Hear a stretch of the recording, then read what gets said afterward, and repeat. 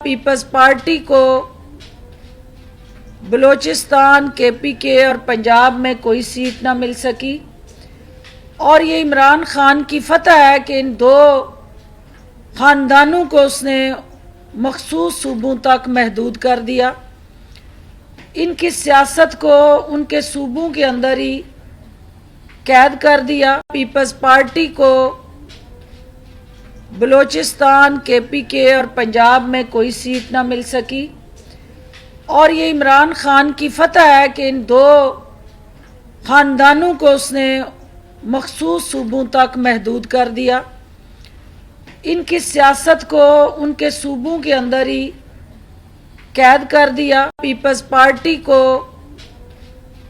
Balochistan, KPK और पंजाब में कोई सीट ना मिल सकी और ये इमरान खान की फतह है कि इन दो खानदानों को उसने मखसूस सूबों तक महदूद कर दिया।